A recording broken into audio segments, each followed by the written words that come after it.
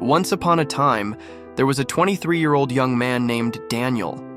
Since he was 18, Daniel had been facing something that consumed his mind every single day: severe anxiety. It wasn't just nervousness before a presentation or worry about the future. It was something much deeper and more destructive. His mind never stopped. It was like having 10 radios on at the same time, each playing different music, creating a deafening noise that prevented him from having any moment of peace.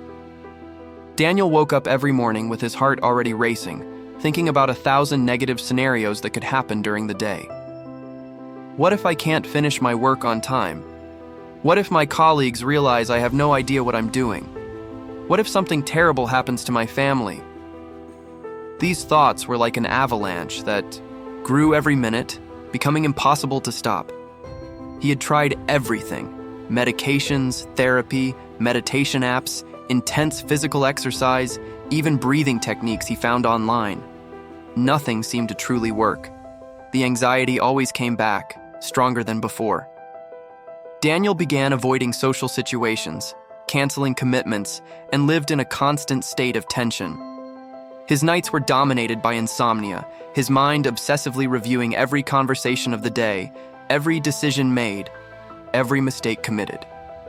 He was losing weight, losing friends, and most importantly, he was losing hope that he could ever feel normal again.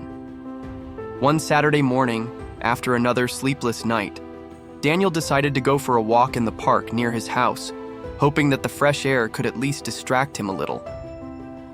While walking aimlessly through the tree-shaded paths, he noticed a man of approximately 60 years old sitting on a bench, watching the ducks swimming in the small lake. There was something different about that man. He seemed completely at peace, with a serene expression that Daniel hadn't seen in anyone for years, much less felt in himself. On impulse, Daniel approached and asked permission to sit beside him. The man smiled gently and gestured to the space next to him. "Beautiful day, isn't it?" said the stranger with a calm and welcoming voice. Daniel agreed but couldn't hide the tension in his voice. The man observed him for a moment and asked, "Can I make an observation? You seem to be carrying the weight of the world on your shoulders. Am I wrong?" Daniel was surprised by this stranger's perception, and perhaps because he was desperate for some kind of relief, decided to open up. "You're not wrong. I've had anxiety for 5 years and nothing I do seems to help. It's like my mind is my worst enemy." The man nodded with understanding. "My name is Carlos, and I can tell you something. I've been exactly where you are now. 10 years ago, I was an executive at a large company, made good money, but I was on the verge of a nervous breakdown because of constant anxiety." Daniel looked at Carlos with skepticism mixed with curiosity. How could this serene man have lived through the same mental hell he was experiencing?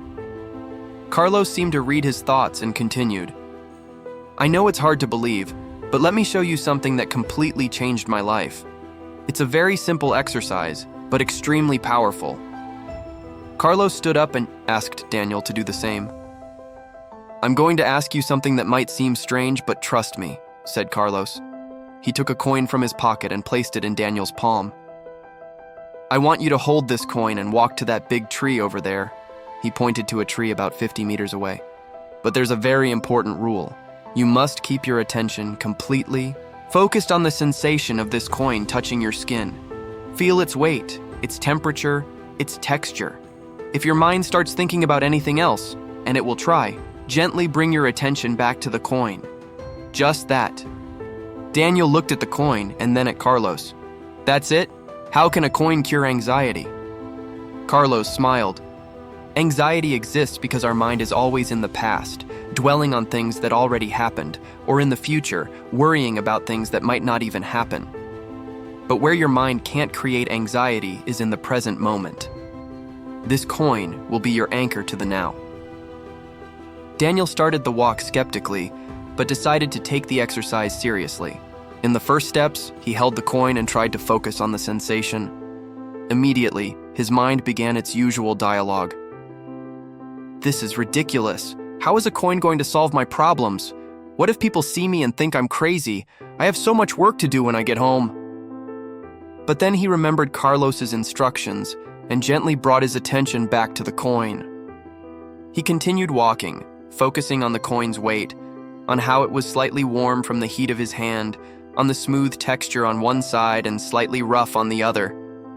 Each time his mind tried to drag his attention to worries, he patiently returned to the coin. Something interesting began to happen in the following steps. The anxious thoughts still arose, but they seemed less urgent, less dominating. It was as if he had found a switch to turn down the volume of the mental chaos. When he reached the tree, Daniel stood still for a moment, still holding the coin. For the first time in months, maybe years, he felt something he had forgotten: mental silence. Not complete silence, but a kind of calm he hadn't experienced since adolescence. He returned to where Carlos was waiting, with an expression of genuine surprise on his face. "How do you feel?" asked Carlos, observing the subtle change in Daniel's posture. "Different," Daniel replied, still processing the experience. "More calm. But I don't understand how something so simple can have this effect." Carlos nodded with satisfaction. Anxiety is fed by our tendency to live in every moment except the current one. When you focused completely on the coin, your mind had no choice but to be in the present. And in the present, the what-ifs that cause anxiety don't exist. Carlos explained that this exercise was based on mindfulness principles, but adapted for people with severe anxiety. Most people try to meditate or focus on breathing, but when you're anxious, that can be very difficult. The coin, or any physical object, works as a more tangible anchor. It gives your mind something concrete to hold on to while it learns to let go of anxious thoughts. Daniel was fascinated. But does this work in real situations? At work? At home? When I'm really stressed? Carlos smiled. Not only does it work, that's when we need it most. You can use any small object that fits in your pocket. I used to use a smooth stone I found at the beach. The secret isn't the object itself, but training your mind to find this anchoring point in the present whenever anxiety tries to hijack you into worries about the past or future. Daniel began practicing the exercise every day. In the morning, before leaving home, he would take a small stone he found in the park and carry it in his pocket.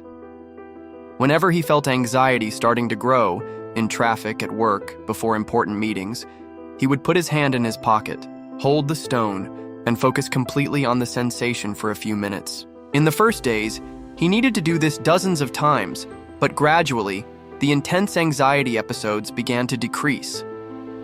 The most surprising thing for Daniel was discovering that the exercise not only controlled anxiety, but also improved his concentration at work, his sleep quality, and even his relationships. When he was truly present, he could listen to people better, respond more thoughtfully, and feel more connected to the world around him. After 3 weeks of consistent practice, Daniel realized he had gone an entire day without a significant anxiety episode for the first time in 5 years. 2 months later, Daniel returned to the park to find Carlos and thank him. When he told him about his transformation, Carlos just smiled and said, "The power was always in your hands, Daniel. I just showed you where to find the switch." Daniel discovered he no longer needed to live as a prisoner of his own mind. Anxiety still arose occasionally, but now he had a simple and powerful tool to deal with it.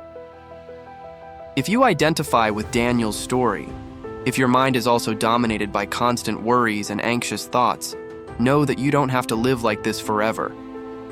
Sometimes the most powerful solutions are the simplest ones. As Daniel learned, the present is the only place where peace truly exists. Remember, the present is the only moment when you truly have power over your mind. Use it wisely. If you liked the video and think it could help another person, please like and share with your loved ones. Don't forget to follow to the channel to continue with us. See you on the next story. Until then, stay safe, stay grateful, and thank you for being you.